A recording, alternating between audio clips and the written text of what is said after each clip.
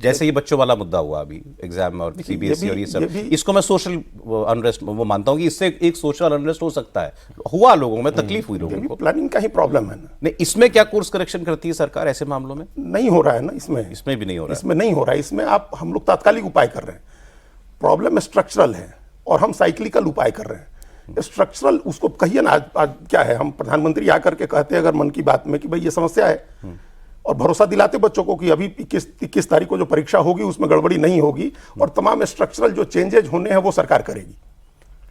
तो वो नहीं हो रहा है, स्ट्रक्चरल चेंज नहीं हो रहा है। वो स्ट्रक्चरल चेंज भी कर रहे हैं लेकिन वो आज नहीं हो सकता ना। वो अब जैसे उन्होंने कहा कि इसको सीबीटी से कराएंगे सौरभ जी, 2024 में जब के राधाकृष्णन कमेटी ने सिफारिशें कर दी, अब तो हम आज की बात कर रहे हैं ना सर। हाँ, तो आज अगर स्ट्रक्चरल चेंज शुरू करेंगे तो 5 टाइम साल 7 साल अब समय लगेगा। अब चलिए तीनों बातें पूछ लेते हैं, पॉलिटिकल, इकोनॉमिक फ्रंट और सोशल फ्रंट।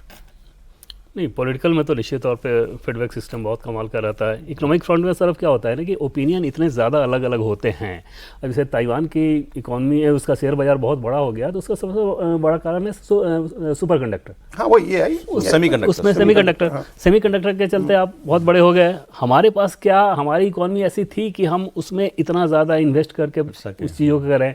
कोरोना के दौर में अगर चाइना ने बहुत तेल रिजर्व बना लिया तो चाइना की इकोनॉमी इतनी सरप्लस इकोनॉमी थी कि वो इस काम को कर सकता था। हमारे लिए तो लोगों की ज़िंदगी बचाना, लोगों को अनाज देना, लोगों को फ्री का राशन देना, ये सब उस समय हमारी प्राथमिकता थी। चाइना की इकोनॉमी कितनी है आज? कितने ट्रिलियन डॉलर? कोई तुलना भी करना शर्मनाक। 4.25-4.5 और चाइना इतना बड़ा, इतना विशालकाय नरेंद्र मोदी के दौर में नहीं हुआ है। 20 ट्रिलियन 30 ट्रिलियन अमेरिका, तो 5 गुना हमसे बड़ी इकोनॉमी। हाँ, तो उनके पास वो रिसोर्सेज उतने ही ज्यादा लगा सकते हैं। प्रधानमंत्री नरेंद्र मोदी जब आए तो चाइना ऑलरेडी एक विशालकाय बरगद बन चुका था। तो ऐसा नहीं था कि इनके दौर में ये देखते रह गया चाइना उतना बड़ा हो गया। तो इन चैलेंजेस में दूसरा, इकोनॉमी में किसी भी इश्यूज़ को अगर आप देखेंगे ना तो उसमें ओपिनियन अलग अलग होता है। ऐसे करना चाहिए, रेपो रेट बढ़ाना चाहिए, रेपो रेट घटाना चाहिए, मतलब ऑब्जेक्टिव चीज़ें नहीं होती, सब्जेक्टिव बहुत ज़्यादा होती हैं। उन सब्जेक्टिव कंडीशन में कुछ इकोनॉमिक्स ऐसे होते हैं जो अलग राय देंगे, दूसरे दूसरा के देंगे। लेकिन ये क्राइसिस जब इस तरह का आ गया जिसमें जैसे आपके देश की इकोनॉमी के क्या बाकी जो बेसिक पैरामीटर्स हैं उसमें चैलेंजेज आ रहा है, उन सारे पैरामीटर्स को अगर आपको उठा कर देखेंगे तो उनमें से ज़्यादातर में आप ठीक नज़र आ रहे हैं। ये क्राइसिस ऐसी है जिसमें सरकार बहुत कुछ कर नहीं सकती थी, बहुत कुछ क्या कुछ नहीं कर सकती। आज मैं सरकार के एक बहुत बड़े व्यक्ति से मैंने पूछा कि सर ये क्राइसिस कब खत्म हो रहा है, तो उन्होंने मुस्कुराते हुए कहा कि मुझसे नहीं, आपको ये सवाल किसी एस्ट्रोलॉजर से पूछना चाहिए कि वो दोनों करने क्या वाले हैं। अच्छा, ईरान और अमेरिका। हाँ, कि अगर इस तरह की अगर क्राइसिस हो तो उसमें चैलेंजेस निश्चित तौर पे। ठीक। Third, social. नहीं, सोशल में जैसे इस एग्ज़ाम वाले की ही बात सौरभ कर लें तो कोशिश यही की गई ना कि सुप्रीम कोर्ट ने ये बताया, फिर आपने एक सेटअप बनाया, उस सेटअप ने कई सारे एग्ज़ाम अच्छे कराए, ये ख़राब हुआ। 2024 में जब हो गया था तो दोबारा तो बिल्कुल नहीं होना चाहिए था।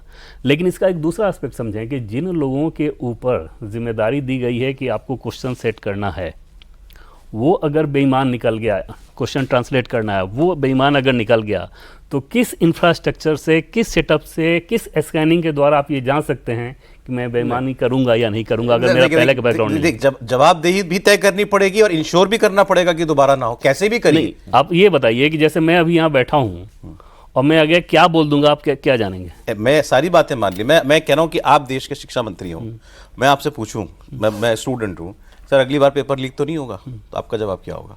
नहीं होगा, यही होगा ना? तो यही इंश्योर करना। नहीं, और उसके बाद अगर इस तरह की बेईमानी के द्वारा हो जाए तो आपको क्या कहेंगे कि कहाँ लैप्स हुआ, क्या करना चाहिए? ये कहना चाहिए मैं गारंटी नहीं दे सकता। ये बात कोई सरकार ऐसे बोलेगी, मैं गारंटी नहीं दे सकता, भाई अपने तरफ से कोई कुछ। देखिए, जो इकोनॉमी पे आप बात बोल रहे थे, देवेंद्र ने जो बात कही कि आप कोरोना का दौर याद कीजिए, एक कोई इकोनॉमिस्ट बताइए जो कह रहा था कि आप जो है फिस्कल प्रूडेंस जो है या आपका जो फिस्कल डेफिसिट है उसकी चिंता कीजिए और आप ज़्यादा जो है बड़ा पैकेज मत दीजिए। सब एक स्वर से कह रहे थे भूल जाइए फिस्कल डेफिसिट को, खोल दीजिए, खर्च कीजिए, हाँ नोट छापिए। देखिए अमेरिका को इतनी बड़ी इकॉनमी है, डॉलर छाप रहे हैं, आप क्या कर, मतलब रोज आलोचना होती थी मोदी की। आज कोरोना के बाद पूरी दुनिया देख रही है कि सबसे सही कदम भारत ने उठाया कोरोना के दौरान इकॉनमी को मैनेज करने के लिए। सबसे कम नुकसान भारत का हुआ। वो ऐसा दौर था कि ये कोई कह ही नहीं सकता कि नुकसान नहीं होगा। -13 या -27 पर एक क्वार्टर में जो है वो ग्रोथ चली गई थी।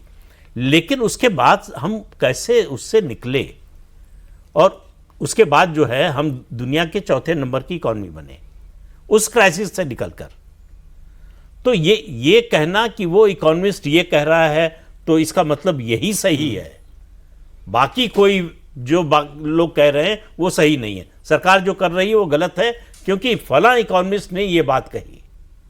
रघुराम राजन तो ये बोल रहे थे ना कि अगर 4.5% 5% भी ग्रोथ हो जाए इंडिया की तो आप समझिए कि बहुत बड़ा फर्क। रघुराम राजन की बात को तो ये माना गया कि अब ये तो विरोधी हो गए हैं सरकार के। इकोनॉमिस्ट तो हैं, हाँ इकोनॉमिस्ट हैं भाई, दुनिया भर में जाने माने इकोनॉमिस्ट हैं, आपके आरबीआई के गवर्नर रहे हैं, तो उनकी बात को मतलब हमारी आपकी बात की तरह तो नहीं टाला जा सकता कि इनको इकोनॉमी के बारे में नहीं मालूम है। उनके बारे में तो नहीं कह सकते कि इकोनॉमी के बारे में नहीं जानते, और उन पर ये आरोप किसी आधार के बिना नहीं लगा सकते कि वो देश के विरोध में बोल रहे हैं। वो जो बोल रहे हैं वो यही माना जाएगा ना कि देश की इकोनॉमी के हित में बोल रहे हैं। तो सरकार को क्या करना चाहिए, किसकी बात मान लेनी चाहिए? तो आप इनकी बात से सहमत हैं कि हम इंडियन इकोनॉमी और देशों से ज्यादा सफर कर रही है इस वैश्विक संकट में? निश्चित पहले से कर रही है, इस संकट से पहले से। फॉरेन इंस्टीट्यूशनल इन्वेस्टर्स इससे पहले से पैसा बाहर ले जा रहे थे। देखिए एफआईआई की बात को समझिए, वो फायदे के लिए आते, मुनाफे के लिए आते। जिस बाजार में ज्यादा मुनाफा मिलेगा वहां जाएंगे। यहां हमारे यहां जो है कॉर्पोरेट्स की जो अर्निंग्स थी वो कम हो रही थी, हमारी मार्केट उतनी ल्यूक्रेटिव नहीं रह गई थी, इसलिए जो है जहां ज्यादा मुनाफा हो रहा था वहां जा रहे थे, अब भी जाएंगे। ठीक है।